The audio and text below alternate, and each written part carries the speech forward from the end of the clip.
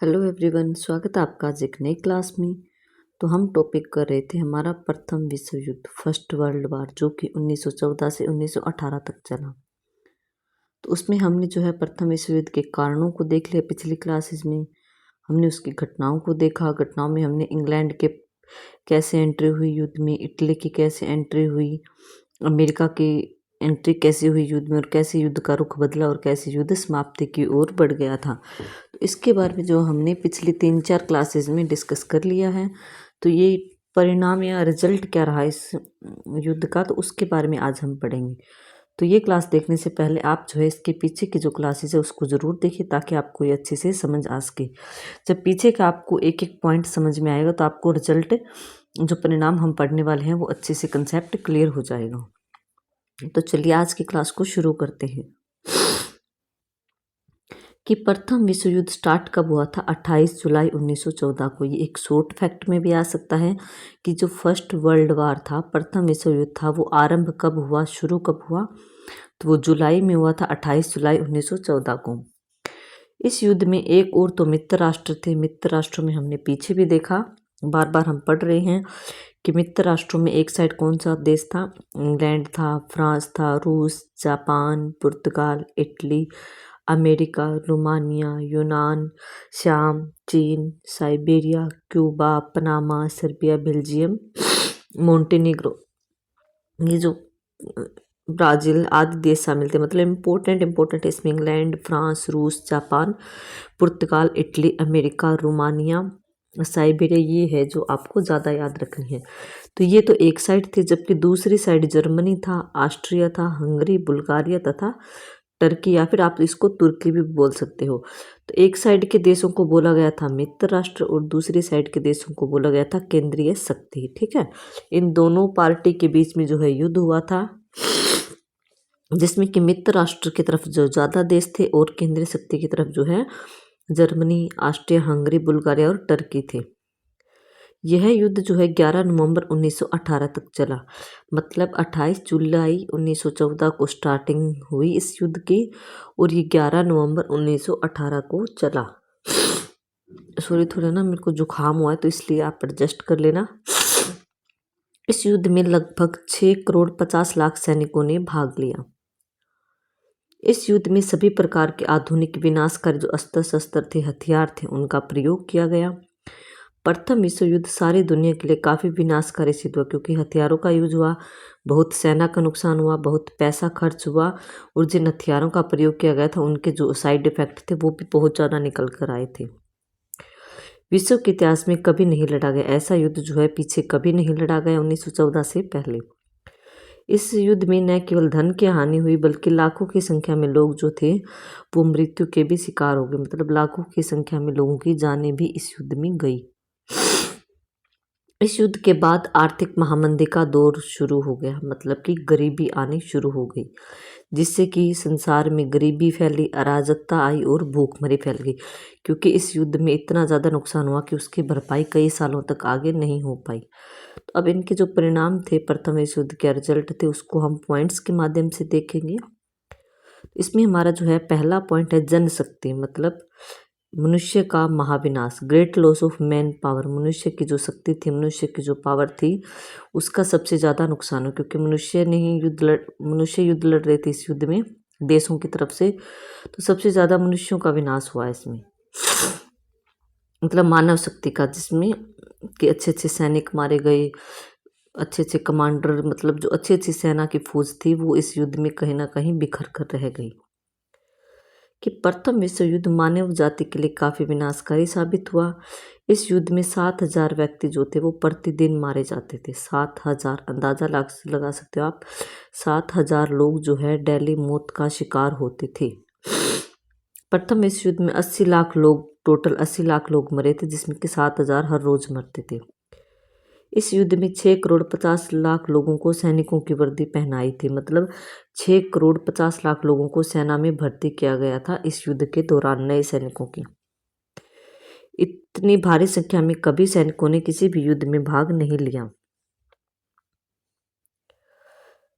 कुल सैनिकों के 40% सैनिक इस युद्ध में वीर गति को प्राप्त हो गए। मतलब कि 40% सैनिक जो थे वे इस युद्ध में मारे गए थे 3-4 साल के युद्ध में। मरने के अलावा 2 करोड़ लोग बुरी तरह से घायल हो गए। अकेले जर्मनी में 18 लाख, पता नहीं कितने का है, 18 लाख के काउंट करने की, इतने आपको लिखने की ज़रूरत नहीं कि कितने के, कुछ आप टोटल इतना बता सकते हो कि मृतकों की संख्या काफ़ी थी। इतने लोग 40% लोग वीरगति को प्राप्त हो गए। जर्मनी में भी काफ़ी लोग मारे गए थे, घायल हुए। और रूस में भी जो है 17 लाख लोग मृत्यु के शिकार हुए और घायल जो है 49 लाख थे। इस प्रकार से जो हर देश के लिखने की ज़रूरत नहीं है क्योंकि इतना किसी को याद नहीं रहता।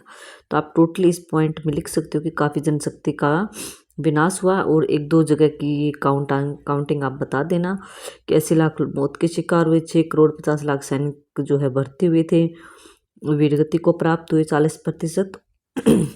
और जर्मनी, रूस इत्यादि देशों में भी काफ़ी लोगों की हानि हुई थी। तो इसी तरह से अन्य देशों के लोग भी बहुत बड़ी संख्या में मारे गए और घायल हो गए। इस युद्ध में जितनी जनशक्ति की हानि पहले कभी देखने को नहीं मिली। तो पहले कभी देखने को नहीं मिली क्योंकि इतने बड़े लेवल पे कभी युद्ध हुआ ही नहीं था। ये पहली बार था जब इतना बड़े लेवल पे युद्ध लड़ा गया और इतनी लोगों की मृत्यु हुई थी। विश्व में पहली बार टैंकों, हवाई जहाज़ों, पनडुब्बियों आदि से आक्रमण किया गया। मतलब हर तरीके से दुश्मन देश को नुकसान पहुंचाने की पूरी कोशिश की गई। गंदे से गंदे हथियारों को, नुकसान करने वाले हथियारों, अस्त्रों शस्त्रों का प्रयोग किया गया। सबसे ज़्यादा लोग जर्मनी, रूस, फ्रांस, ऑस्ट्रिया, हंगरी और इंग्लैंड के मारे गए थे। ये लाइन आप इम्पोर्टेंट है, ये ज़रूर लिख देना कि सबसे ज़्यादा लोग कहाँ मारे गए थे। तो जर्मनी में, रूस में, फ्रांस में, ऑस्ट्रिया, हंगरी तथा इंग्लैंड की जो लोग थे वो सबसे ज़्यादा मारे गए थे इन देशों के। अमेरिका में लोग कम मरे हैं, इटली में, पुर्तगाल, यहाँ के लोगों की हानि कम हुई। जबकि ये जो 5-6 देश के नाम आपको दे रखे हैं यहाँ पर ज़्यादा लोगों की हानि हुई। आर्थिक हानि, पैसे का लॉस, इकोनॉमिक लॉस तो होना ही था क्योंकि इतने ज़्यादा हथियार यूज हो रहे थे, सैनिक जा रहे थे, खाने पीने के सामान, ऐसे करके टोटल पैसा बहुत ज़्यादा लगा था। इस युद्ध में बहुत ज़्यादा पैसे की हानि हुई थी। कि प्रथम विश्व युद्ध में केवल जन मतलब मनुष्यों की ही हानि नहीं हुई बल्कि धन संपत्ति की भी खूब हानि हुई। इस युद्ध में कुल 10 खरब रुपए की हानि हुई। ये आप लाइन इम्पोर्टेंट है, ये लिख देना कि इस प्रथम विश्व युद्ध में कुल 10 खरब रुपए की हानि हुई। मतलब जो अन्य पैसे लगे थे, मोटे मोटे अंदाजा लगाए कि 10 खरब रुपए खर्च हुए युद्ध में। बाकी जो है अन्य छोटे मोटे खर्चों को तो उन्होंने गिना ही नहीं, उसके तो कोई अनुमान ही नहीं लगाया गया है। जो प्राप्त स्रोत है उनके आधार पर कहा जा सकता है कि 1915 में इंग्लैंड का प्रतिदिन युद्ध का खर्च 15 लाख पौंड था, जो कि 1915-16 में आगे बढ़ता बढ़ता 40 लाख और 1916-17 में 55 और 18 तक 65 लाख पहुंच गया था।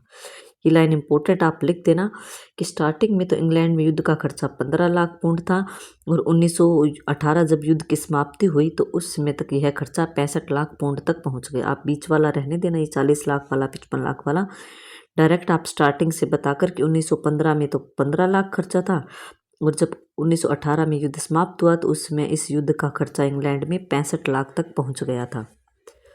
इस युद्ध में ऋण भी लिया गया, कर्जा भी लिया गया। युद्ध के शुरू होने पर राष्ट्रीय ऋण 70 करोड़ रुपए 8 लाख पौंड था। मतलब जब युद्ध शुरू हुआ तो उस समय देश पर खर्च कितना था, ऋण कितना था, कर्जा 70 करोड़ रुपए, जो कि बढ़कर 7 अरब तक पहुंच गया। ये इंग्लैंड की बात हो रही है, ठीक है। उसके बाद फ्रांस का ऋण बताया गया है कि पहले इतना था और युद्ध के बाद इतना हो गया। मतलब सभी देशों के इन्होंने थोड़ा थोड़ा डाटा दे रखा है, तो आप इतना ये इम्पोर्टेंट नहीं, आप बस इतना बता देना कि इंग्लैंड देश को जो है इस युद्ध के लिए ऋण लेना पड़ा था, जो कि पहले थोड़ा था और आगे जब युद्ध समाप्ति की ओर हुआ तो वो बढ़कर बहुत ज़्यादा हो गया। इस युद्ध में दोनों पक्षों ने अपार धन संपत्ति फूंक दी। मतलब दोनों साइड, मित्र राष्ट्र और केंद्रीय शक्ति दोनों ने अपार धन संपत्ति जो थी वो फूंक दी थी। मतलब खूब पैसा खर्च किया। संपत्ति के विनाश का तो अनुमान ही नहीं लगाया जा सकता। मतलब पैसा इतना खर्च हुआ और जमीन, जायदाद, घर, ये सब चीज़ों का तो कोई अंदाजा ही नहीं कि कितने ज़्यादा नष्ट हुए थे। ये प्रथम महायुद्ध था, इसका दैनिक खर्चा 40 करोड़ रुपए था। एक दिन जो है प्रथम विश्व युद्ध में एक दिन का खर्चा कितना था, 40 करोड़ रुपए, जो कि 1918 में 3 करोड़ प्रति घंटा हो गया। मतलब 1918 तक समाप्ति तक जो है हर 1 घंटे में 3.5 करोड़ रुपए खर्च होते थे इस युद्ध में। स्टार्टिंग से 40,000 करोड़ रुपए एक दिन का खर्चा था, अंदाज़ा लगा सकते हो आप, जो कि 4 साल में बढ़कर कितना हो गया, 1 घंटा में 3.5 करोड़ रुपए खर्च होते थे युद्ध में। इसके अलावा इस युद्ध में गांव और शहर बहुत संख्या में समाप्त हो गए। गांव के गांव, शहर के शहर उजड़ गए थे बम गिराने से या फिर कोई और खतरनाक हथियारों के प्रयोग से जो है जान माल की बहुत ज़्यादा हानि हुई। तो ये पॉइंट हमने देख लिया आर्थिक हानि का, एक हमने देख लिया जनशक्ति का विनाश। एक पॉइंट और देख लेते हैं, बाकी हम नेक्स्ट क्लास में करेंगे।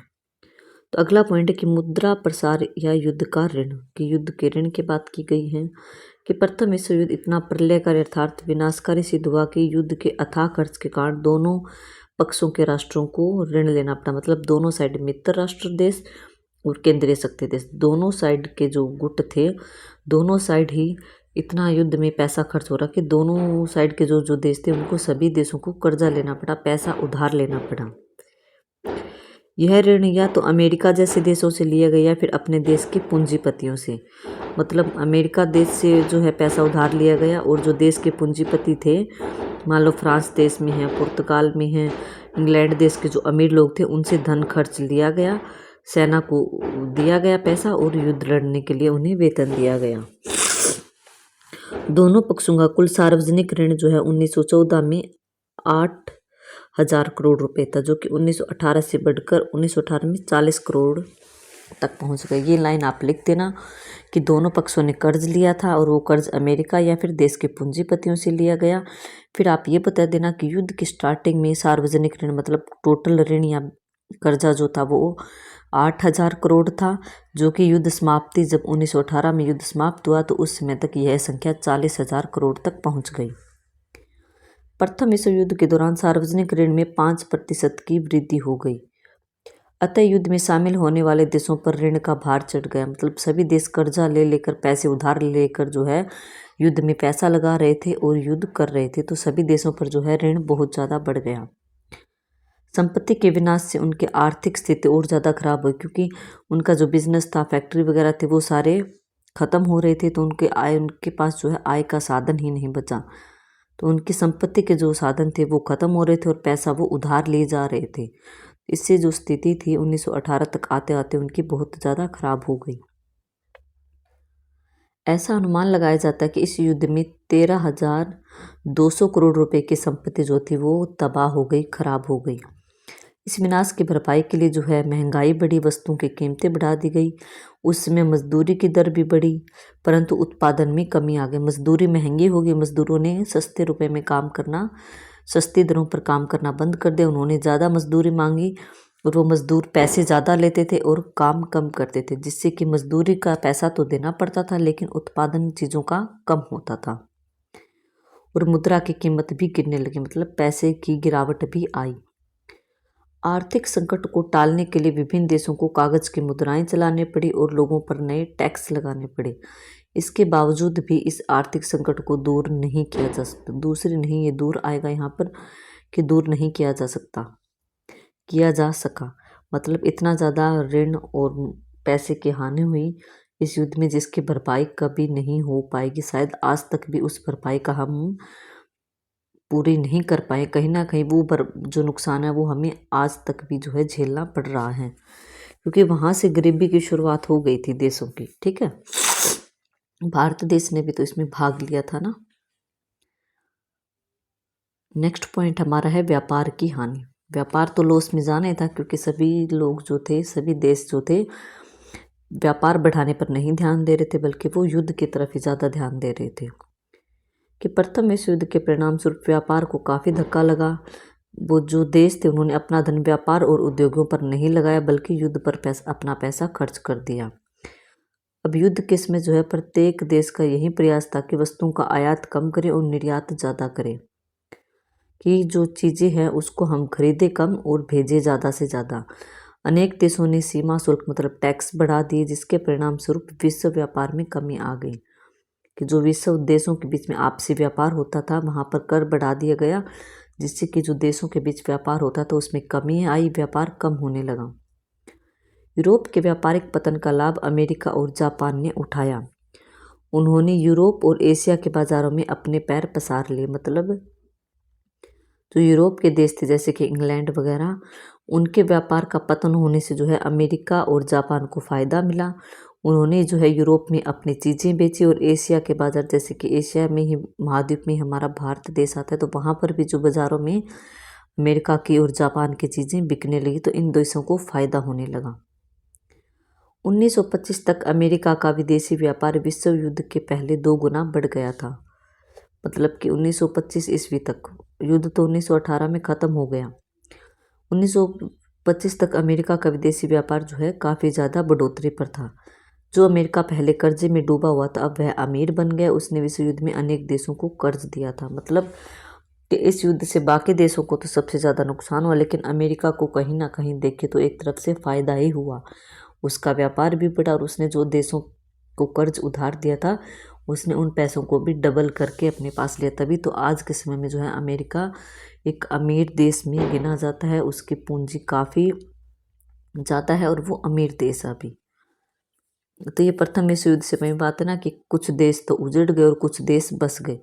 तो अमेरिका को तो कहीं ना कहीं फ़ायदा हुआ, जबकि इंग्लैंड, फ्रांस, रूस, जो ये देश थे, इटली, पुर्तगाल, इनको जो है नुकसान ही ज़्यादा हुआ था। तो आज जो है हमने 4 पॉइंट कर लिए परिणामों में कि इसके रिजल्ट क्या थे प्रथम विश्व युद्ध के। पहले हमने जनशक्ति का विनाश देखा, मतलब मानव शक्ति का विनाश हुआ, मनुष्यों का नुकसान हुआ। फिर हमने पैसे की हानि देखी कि पैसा बहुत लगा इस युद्ध में, पैसे का काफ़ी खर्चा हुआ। तीसरे पॉइंट में हमने ऋण के बारे में देखा कि लोन ज़्यादा से ज़्यादा लिया, देशों ने ऋण ज़्यादा से ज़्यादा उधार लिया और वो उसको चुका नहीं पाए, तो वो ऋण के नीचे दब गए, उनकी जो है कंडीशन खराब हो गई। फोर्थ पॉइंट हमने देखा कि व्यापार की हानि हुई। व्यापार की तरफ ध्यान नहीं दिया गया, बल्कि सिर्फ युद्ध की तरफ ध्यान दिया गया, जिससे कि जो व्यापारिक नुकसान काफ़ी ज़्यादा हुआ, जिससे कि देशों में गरीबी फैली और भूखमरी फैल गई। तो बाकी के जो पॉइंट है मैं आपको नेक्स्ट पार्ट में करवाऊंगी, नेक्स्ट क्लास में। तो आज की क्लास को जो हम यहीं तक करते हैं। आई होप आपको क्लास अच्छी लग रही होगी, आपको मेरे पढ़ाने का तरीका भी अच्छा लग रहा होगा। अगर आपको क्लास अच्छी लग रही है तो प्लीज़ क्लास को लाइक करें, शेयर करें और चैनल को सब्सक्राइब ज़रूर करें। और मुझे कमेंट सेक्शन में कमेंट करके ज़रूर बताएं कि आपको क्लास कैसी लगी है, आपको पढ़ाने का तरीका कैसा लगा है।